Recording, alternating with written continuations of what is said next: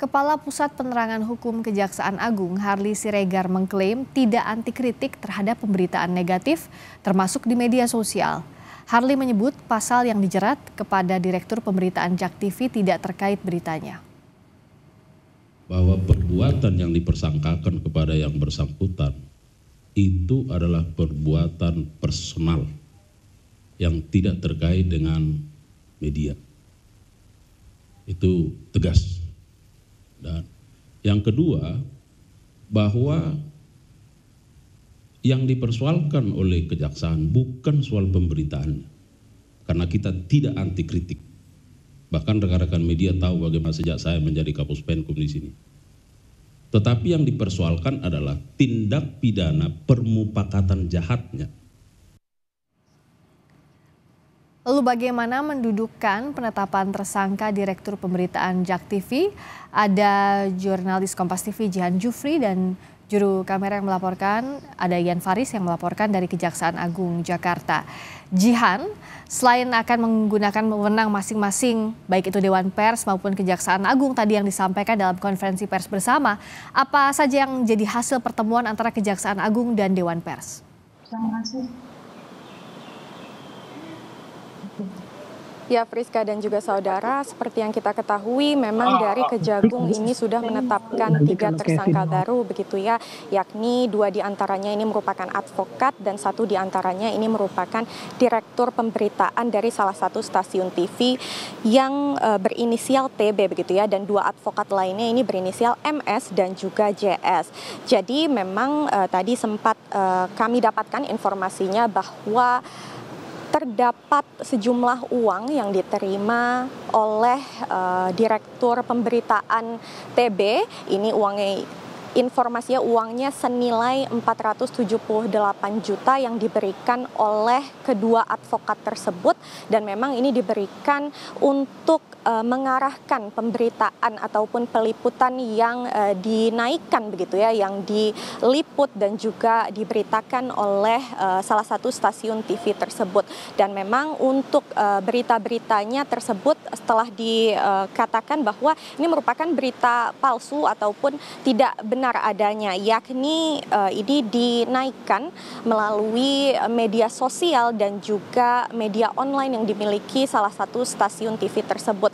Berita-beritanya ini seperti narasi kerugian negara yang merupakan narasi bohong begitu ya, dan juga ada aksi demonstrasi yang diarahkan oleh diduga diarahkan oleh kedua advokat tersebut, yang kemudian dibiayai juga oleh kedua advokat tersebut yang kemudian diliput oleh salah satu stasiun TV tersebut. Dan akhirnya memang karena adanya kasus perintangan penyidikan tersebut, sang direktur dari pemberitaan salah satu stasiun TV tersebut ini dikenakan pasal 21, yakni terkait tindak pidana korupsi begitu ya. Dan memang tadi sesuai informasi yang kami juga sudah dapatkan bahwa dari Kejaksaan Agung ini dan juga Dewan Pers saling menghormati satu sama lain, dikarenakan memang adanya proses hukum yang sedang dijalankan oleh Kejaksaan Agung, yakni proses hukum tindak pidana korupsi atau tipikor tersebut begitu ya. Ini disampaikan oleh Harly Siregar bahwa intinya kedua lembaga ini saling menghormati proses-proses tersebut, yakni selain proses tindak pidana korupsi dengan kenaan pasal 21 tersebut, Dewan Pers ini juga sedang memeriksa kode etiknya begitu ya, terkait berita-berita yang publish atau yang dinaikkan oleh pihak Direktur Pemberitaan atau salah satu stasiun TV tersebut. Namun tadi ini juga mengapa yang menjadi pertanyaan, mengapa ini dikenakan kasus tindak pidana korupsi, padahal ini merupakan kasus jurnalistik juga begitu ya. Nah, ini disampaikan oleh Harly Siregar yang merupakan Kapus Penkum Kejagung bahwa dikenakan pasal tipikor tersebut dikarenakan ini dianggap kasus perorangan ataupun bukan kasus institusi, dikarenakan memang uang yang diterima tersebut ini langsung masuk ke kantong dari salah satu direktur pemberitaan yang berinisial TB tersebut. Dan sekarang pun memang ketiga tersangka tersebut, yakni dari advokat, ada 2 advokat tersebut, dan juga 1 direktur pemberitaan yang berinisial TB ini sudah diamankan di rutan Salemba begitu ya. Dan memang ini salah satu yang masih didalami oleh Dewan Pers ini yang dinilai penting, salah satunya ini merupakan bahwa di level tersebut, ini ditegaskan begitu ya oleh Dewan Pers,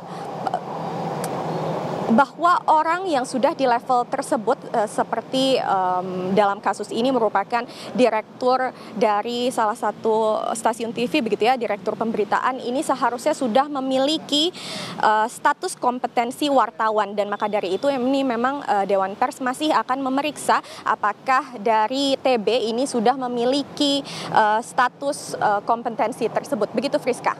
Ada 3 tersangka baru, salah satunya adalah direktur pemberitaan TV lokal dan 2 dari advokat. Saat ini sudah ditahan, dan tadi disampaikan dalam konferensi pers bersama antara Dewan Pers dan Kejaksaan Agung akan menjalankan perannya masing-masing. Kejaksaan Agung dari sisi pidana dan Dewan Pers dari segi etik jurnalistik terkait dengan berita yang dimuat oleh direktur pemberitaan tersebut. Tapi disampaikan oleh Kejaksaan Agung bahwa uang yang diterima itu masuk ke kantong pribadi, bukan ke perusahaan. Terima kasih Jihan Jufri dan Nian Faris, jurnalis Kompas TV dari Kejaksaan Agung, Jakarta.